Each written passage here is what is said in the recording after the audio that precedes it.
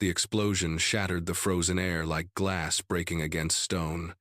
Karl pressed his body against the cold cellar wall, his 9-year-old hands trembling as dust rained down from the ceiling. Through the narrow window, he watched black smoke curl into the gray German sky, twisting like the fingers of death reaching for what remained of his village near the Rhine. It was February 1945. The winter had been cruel, but the war had been crueler. His mother clutched him close, her heartbeat wild against his ear. In the corner of their makeshift shelter, Bruno lifted his head. The German shepherd's ears stood alert, his body tense. The dog had been Karl's father's companion before the war took him away to a battlefield they would never see. Now Bruno was all Karl had left of the man who used to lift him onto his shoulders and promise that everything would be all right. The shelling had started an hour before dawn. Karl had learned to count the seconds between explosions, learned to gauge how close death was dancing. This one had been near, too near.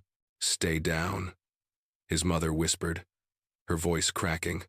Her face was gaunt, hollowed by months of rationed bread and sleepless nights. The village had been caught between advancing American forces and retreating German soldiers, a blade pressed between two stones. Bruno whined softly, his brown eyes fixed on Karl. The boy reached out, his fingers finding the familiar warmth of the dog's fur. In a world that had forgotten gentleness, Bruno remembered. The dog had pulled Karl from a frozen pond last winter when the ice cracked beneath his feet, had barked warnings when unexploded ordnance lay hidden in the snow, had kept him warm on nights when coal was scarce and hope was scarcer. The bombardment stopped. Silence fell like a curtain, heavy and suffocating. Karl's mother moved toward the cellar door, but another explosion tore through the quiet. This one was different, closer. The entire building shuddered. Bruno bolted. "No!" Karl screamed, but the dog was already gone, racing up the cellar steps toward the sound. Karl knew why. Whenever danger came, Bruno's instinct was to protect, to place himself between Karl and harm. His father had trained the dog that way. Karl tore free from his mother's grasp and ran after Bruno. He burst into what remained of their kitchen just as the second floor collapsed. Timber and stone crashed down like a waterfall of debris. Karl threw himself backward, his mother's arms catching him, pulling him to safety. But Bruno didn't make it out. The dog's yelp cut through the thunder of falling masonry, then died into silence. Karl's world stopped. Everything he had been holding inside, all the fear and grief and exhaustion, erupted from his chest in a sound that was barely human. "Bruno!" He lunged toward the wreckage, but his mother held him back. "Let me go. He's in there. Bruno! Karl! No! It's not safe. I don't care." Tears burned his cheeks. He could see part of the dog's brown coat beneath a massive beam, could see one paw, still and lifeless. "Please. Please. We have to help him." His mother's grip weakened. She knew what Bruno meant to her son, knew that in losing the dog, Karl would lose the last piece of his father. But the wreckage was unstable, ready to collapse further at any moment. Karl broke free and dropped to his knees at the edge of the debris. His small hands grabbed at bricks, pulling them away one by one. His fingers bled. He didn't notice. He could hear Bruno now, a weak whimper from beneath the rubble. "Hold on," Karl sobbed. "Hold on, Bruno. I'm coming." But the pieces were too heavy. A chunk of ceiling beam wouldn't budge no matter how hard he pulled. His mother tried to help, but together they barely moved it an inch. Karl's vision blurred with tears and dust. His throat was raw from screaming. Then he heard them. Footsteps. Many footsteps. Boots crunching over broken glass and stone. Karl's blood turned to ice. His mother grabbed his shoulder, pulling him back. Through the shattered doorway, shadows moved. Helmets appeared, then faces. American soldiers. The villagers had whispered about what would happen when the Americans came. Stories of villages burned, of civilians shot, of dogs killed for sport or food. Karl had heard the older boys say that Americans were demons in uniform, that they showed no mercy. One soldier stepped through the doorway, his rifle held across his chest. He was tall, with a square jaw darkened by stubble. His uniform was dirty, his eyes tired. Behind him, more soldiers filed in, their weapons ready. The soldier's gaze swept the room and landed on Karl. The boy stood frozen, his small body positioned protectively in front of the pile of rubble. His arms spread wide despite his trembling. His face was streaked with tears and dust, his eyes wild with desperation and fear. The soldier raised his hand, and the men behind him stopped. He lowered his rifle slowly, carefully, as if trying not to spook a wounded animal. Then he took one step forward. Karl flinched but didn't move. Behind him, Bruno whimpered again. The soldier's expression changed. His eyes moved from Karl to the rubble, then back to Karl. He seemed to understand something. He said something in English, the words foreign and harsh to Karl's ears. "Sergeant Miller," one of the other soldiers said, also in English. "We need to secure the area," but Miller held up his hand again. He crouched down slowly, making himself less threatening, and looked directly at Karl. Then he pointed at the rubble and raised his eyebrows in question. Karl didn't understand the words, but he understood the gesture. His voice came out broken and desperate. "Hund," he said, the German word catching in his throat. "Bitte, mein Hund." Miller turned to his men. "Anyone speak German?" A shorter soldier stepped forward, his face younger than the others. "I do, Sergeant. Some. My grandparents came from Munich." "Stein, talk to the kid. Find out what's wrong." Corporal Stein knelt beside Miller and spoke to Karl in careful German, his accent American but understandable. "What's under there? Your dog?" Karl nodded frantically. Yes, please. He's hurt. I can hear him." Stein translated for Miller. The sergeant looked at the pile of rubble, then at his watch, then at Karl's desperate face. For a long moment, he said nothing. The other soldiers shifted uncomfortably, glancing at each other. Then Miller stood up and slung his rifle over his shoulder. "All right," he said. "Let's get the dog out." One soldier started to protest. "Sir, we have orders to—" "The dog, Harrison. We're getting the dog out." Miller's voice was firm. He looked at his men, and something in his eyes made them all nod. "Set up a perimeter. Michaels, keep watch on that eastern approach. The rest of you, we're moving rubble." Karl didn't understand all the words, but he understood the actions. The Americans were helping. The enemies, the demons from the stories, were putting down their weapons and rolling up their sleeves. Miller pointed at Karl. "Stand back, son. Let us handle this." Stein translated, and Karl stumbled backward, his legs weak with shock and hope.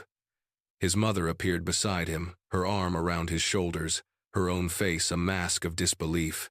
The soldiers attacked the rubble with the same efficiency they brought to combat. Miller grabbed a steel rod from the debris and used it as a lever. Two other soldiers gripped a heavy beam, their muscles straining. Another man, older with medic insignia on his helmet, positioned himself near where Bruno's whimper had come from, directing the others. "Easy," the medic said. "Don't shift it too fast or the whole thing might come down on him." Sweat beaded on their faces despite the February cold. They worked without speaking much, communicating in gestures and grunts. Karl watched, his heart hammering so hard he thought it might break through his ribs. A piece of ceiling gave way, then another. The medic dropped to his stomach, peering into the gap they had created. "I see him," he called out. "He's breathing. Leg looks bad." They worked faster. Miller's hands were bleeding now from the sharp edges of broken stone, but he didn't slow down. Karl saw it, saw the way this man, who was supposed to be his enemy, was tearing his hands apart to save a dog that meant nothing to him. Minutes stretched like hours. In the distance, artillery rumbled. The soldier on watch called out a warning about movement on the ridge, but Miller didn't stop. "Tell them to wait," he said. "We're almost there." Finally, with one last heave, they pulled away the beam that had trapped Bruno. The dog lay on his side, his breathing shallow, his left hind leg bent at an unnatural angle. Blood matted his fur. Karl didn't wait for permission. He rushed forward and collapsed beside Bruno, his hands hovering over the dog's body, afraid to touch and cause more pain. Bruno's eyes opened. They found Karl's face, and the dog's tail gave one weak thump against the ground. The sound that came from Karl was somewhere between a laugh and a sob. He bent over Bruno, his tears falling onto the dog's fur. "You're alive," he whispered in German. "You're alive." The medic moved in beside Karl, his hands gentle but sure. "Let me look at him, son." Stein translated, and Karl reluctantly moved back a few inches, though his hand stayed on Bruno's head. The medic examined the dog with the same care he would give a soldier, checking for internal injuries, testing the broken leg. "It's bad, but not hopeless," the medic said. He looked up at Miller. "We've got some sulfa powder and bandages. I can splint the leg, at least stabilize him." Miller nodded. "Do it." The medic worked quickly, pulling supplies from his pack. He cleaned the wound, applied the precious medicine they carried for their own injuries, and fashioned a splint from pieces of wood and strips of cloth. Throughout it all, Karl stayed close, whispering to Bruno in German, his voice the only thing keeping the dog calm. Another soldier appeared with a canteen. He unscrewed the cap and poured water into his cupped hand, offering it to Bruno. The dog lapped weakly at it. The soldier poured more, patient and gentle. Karl looked up at these men, these enemies who had stopped their war to save one dog. The soldier with the canteen caught his eye and smiled, just a small quirk of his lips, but it was the first smile Karl had seen in months. When the medic finished, Miller crouched down beside Karl. He didn't speak, just looked at the boy, then at the dog, then back at the boy. He reached out and placed his hand on Karl's shoulder. The weight of it was solid, real, a promise that transcended language. "Will he live?" Karl asked in German, looking at Stein. Stein translated the question. The medic answered, and Stein translated back. "He says Bruno needs rest and care, but yes, he thinks the dog will make it." Karl's face crumpled. He tried to thank them, but the words wouldn't come out right, tangled up with tears and relief. Miller seemed to understand anyway. He squeezed Karl's shoulder once more, then stood, but he didn't leave. None of them left. Instead, they gathered around, these soldiers who should have been moving on to the next objective, fighting the next battle.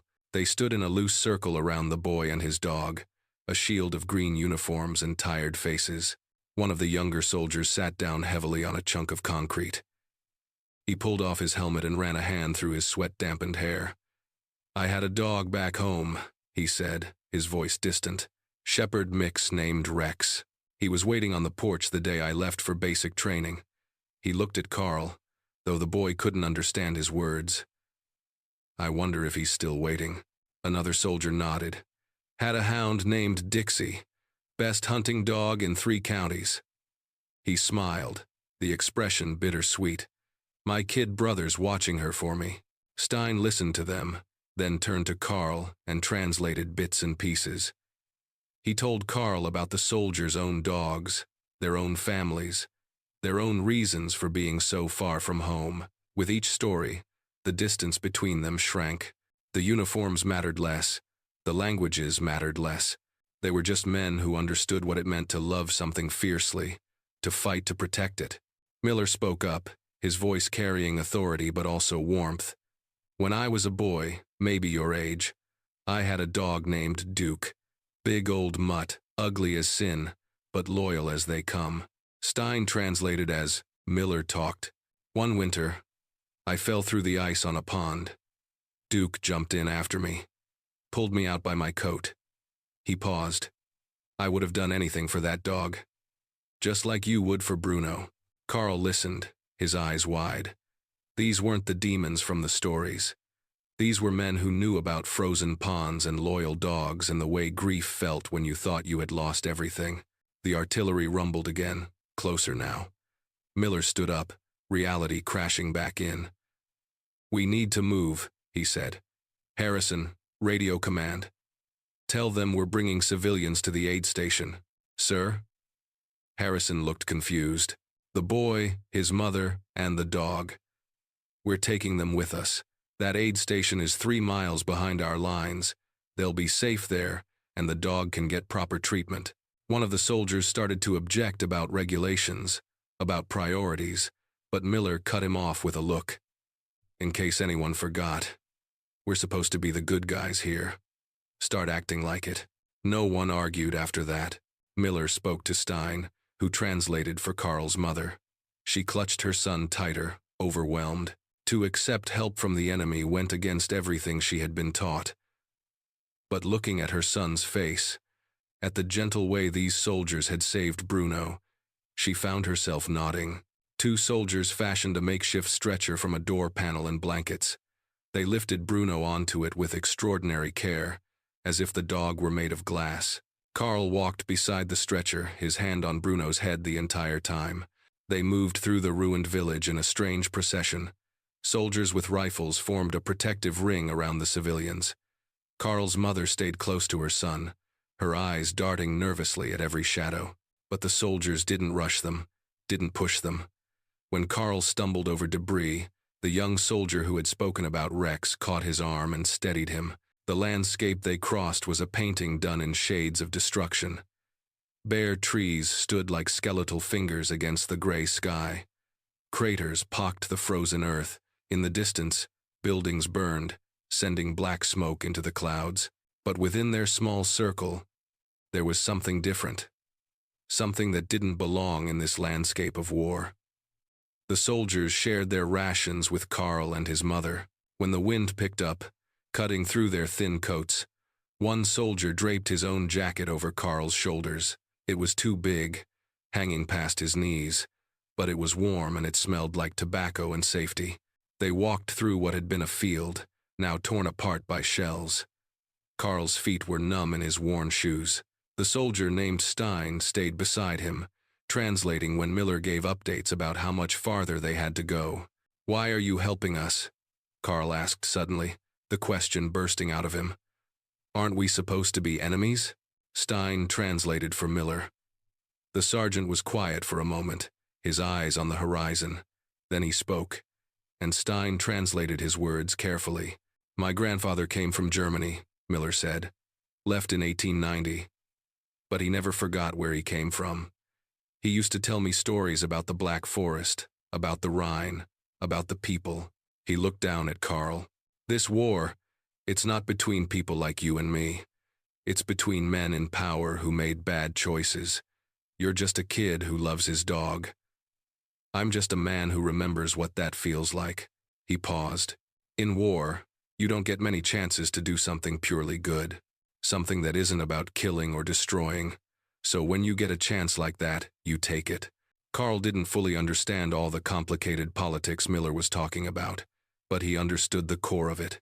He understood that sometimes humanity mattered more than orders. They reached the aid station as dusk was falling. It was a commandeered farmhouse, relatively intact, with medical tents erected in the yard. Nurses and doctors moved between patients, most of them soldiers, but some civilians too. A doctor approached as they arrived, his eyebrows rising at the sight of the dog on the stretcher. Miller spoke to him quickly, gesturing at Bruno. The doctor looked like he might refuse, but something in Miller's expression changed his mind. He sighed and nodded. "Bring him inside," the doctor said. "Let's see what we can do." They carried Bruno into a side room. The doctor examined the dog while Karl stood by, holding his mother's hand so tightly his fingers hurt. The medic who had done the initial treatment explained what he had done. The doctor nodded approvingly. "Good work," he said. Then he looked at Karl. "Your dog is tough. With rest and proper care, he should recover. The leg will heal crooked, and he might always limp, but he'll live." Stein translated, and Karl's knees nearly buckled with relief. His mother caught him, and they held each other while Bruno lay on a clean table, finally safe, finally still. Miller and his men didn't leave immediately. They stayed while the doctor set Bruno's leg properly, while the nurses gave Karl's mother a meal and a place to sleep, while the administrative personnel arranged for their names to be recorded so they wouldn't be lost in the chaos of war. As night fell, Miller found Karl sitting beside Bruno. The dog was sleeping now, his breathing steady, his body relaxed under the influence of whatever medicine the doctor had given him. Karl's hand rested on Bruno's side, feeling the rise and fall of his breathing. Miller sat down beside the boy. For a long moment, neither spoke. Then Miller reached into his pocket and pulled out a photograph. He handed it to Karl. In the faded picture, a young boy stood beside a large, shaggy dog, both of them grinning at the camera.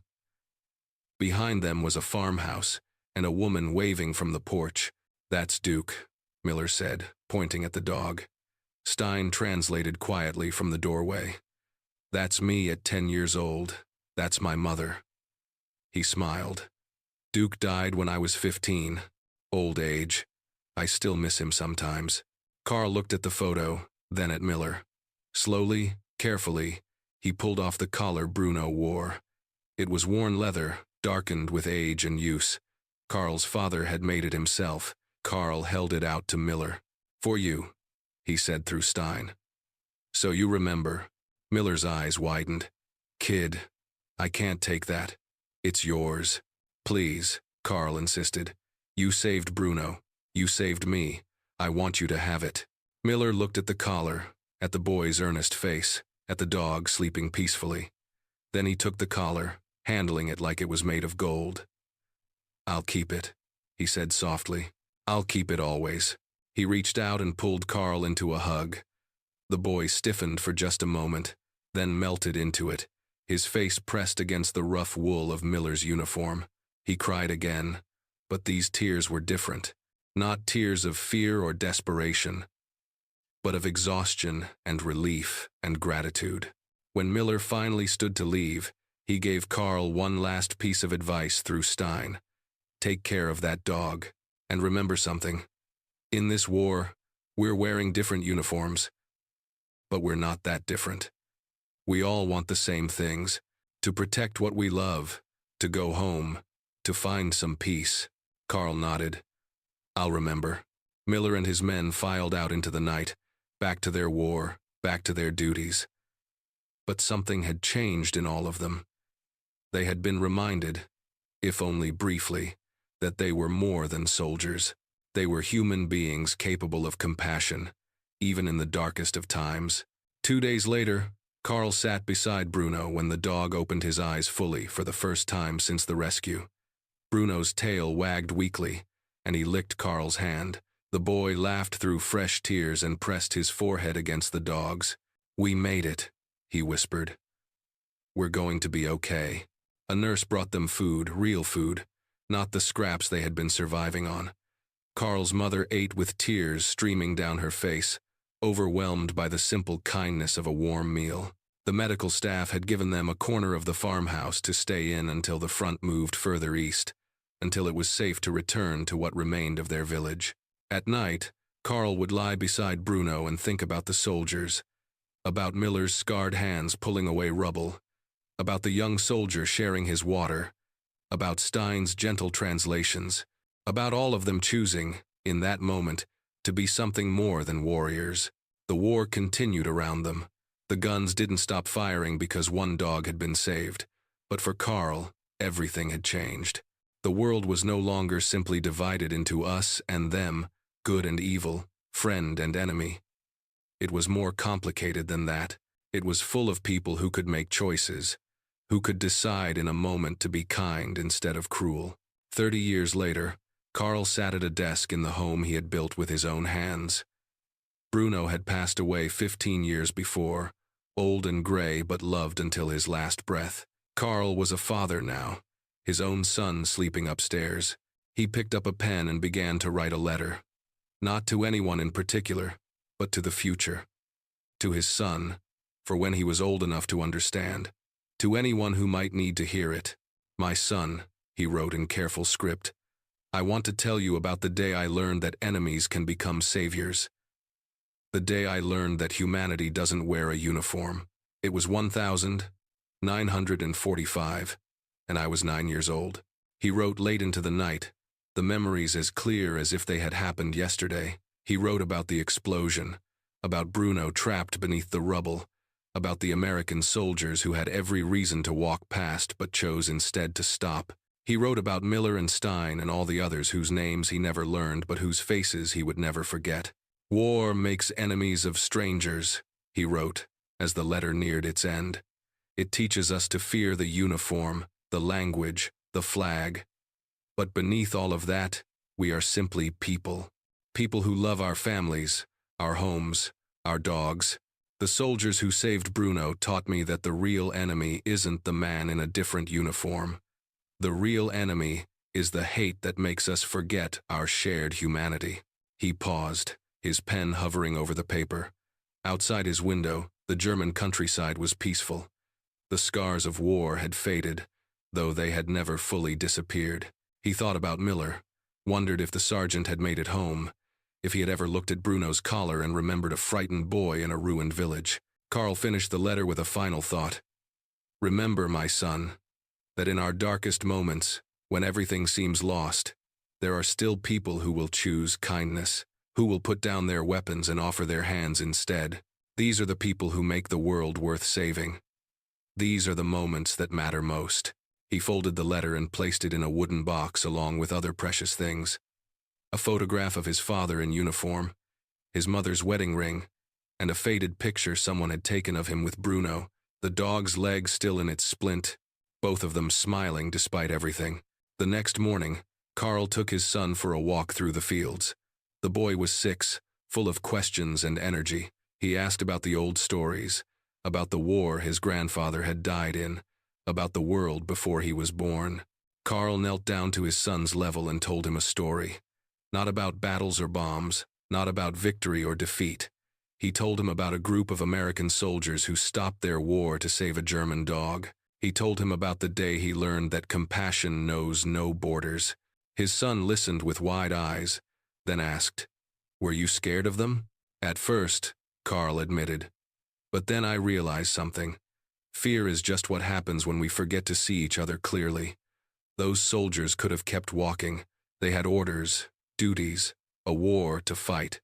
But they stopped. They chose to see me not as an enemy, but as a boy who needed help. And that choice changed everything." They walked home as the sun set, painting the sky in shades of orange and gold. In the distance, church bells rang, their sound carrying across the peaceful valley. Karl thought about Bruno, about Miller, about all the lives that had intersected on that February day in 1945. The war had taken so much from him, his father, his home, his innocence. But it had also given him something unexpected, proof that even in humanity's darkest hour, light could break through, that a small act of kindness could echo across decades, that the choice to help, to care, to see another person's pain and respond to it, that choice was what separated us from the machines of war. Karl squeezed his son's hand and smiled. The world was still complicated, still broken in places, still capable of great cruelty. But it was also capable of great compassion. He had seen it with his own eyes, felt it in the weight of Miller's hand on his shoulder, heard it in the soldiers' stories about their own dogs back home. As they reached their house, Karl's son asked one more question. "Papa, what happened to the soldiers who helped you?" "I don't know," Karl answered honestly. "They went back to their war, and I never saw them again. But I hope they made it home. I hope they got to see their families and their dogs. I hope they knew that what they did that day mattered, that it mattered to one boy in a ruined village, and through him, to everyone he would ever tell the story to." That night, after his son was asleep, Karl stood at his window and looked up at the stars. Somewhere out there, maybe Miller was looking at the same stars. Maybe he still had Bruno's collar. Maybe he sometimes thought about a crying German boy and a dog named Bruno. Or maybe Miller was gone, claimed by the war, or by time. It didn't matter. What mattered was that the choice he made had rippled outward, touching lives he would never meet, shaping a future he would never see. Karl whispered into the darkness, a prayer or a promise, or maybe just a thank you. "I told your story, Sergeant. I told them what you did, and I'll keep telling it, so no one forgets that even in war, we can choose to be human. We can choose to be kind." The stars offered no answer, but Karl didn't need one. He knew the truth that had been written on his heart that cold February day. That enemies are made, but compassion is chosen. And in the end, What we choose defines us far more than what we're told to believe. He turned from the window and went to bed, Bruno's memory warm in his heart, the echo of American voices speaking words of comfort across the years. Tomorrow he would wake and live another day in the peace that so many had died to achieve. And he would live it, remembering that peace is built, not just by armies and treaties, but by individual moments of humanity breaking through the hatred, by soldiers who put down their guns to save a dog, by a choice made in rubble and dust that taught a boy the most important lesson of his life, that love and compassion can survive even the worst that humanity can create. They can survive, and they can flourish, and they can change the world one small act at a time. Bruno had been right to try to protect Karl that day, but in the end, it was a group of strangers in foreign uniforms who had protected them both, and in doing so, they had proven something Karl would spend the rest of his life believing: that the best of humanity isn't found in how we fight our enemies, but in how we choose to treat them when we have the power to do otherwise. The night settled around the house, quiet and peaceful. Somewhere in America, maybe an old soldier was falling asleep with a worn dog collar on his bedside table. Somewhere in heaven, maybe Bruno was running through endless fields, his leg healed, his tail wagging, waiting for the day when all the good people and good dogs would be reunited. And in a small house in Germany, a man slept soundly, surrounded by the family he had built, the peace he had earned, and the memory of the day he learned that the world, despite all its darkness, still had light worth fighting for. Not all the battles worth winning are fought with weapons. Some are fought with compassion. Some are won by refusing to see enemies where we could see human beings instead. And those victories, quiet and small as they might seem in the moment, echo the longest through history. That was the lesson of a boy named Karl and a dog named Bruno, and the soldiers who proved that humanity could survive even in humanity's darkest hour. It was a lesson worth remembering, worth passing down through generations, worth living by. And it started with one simple choice: to stop, to care, to help, to be human when the world was begging everyone to be monsters instead.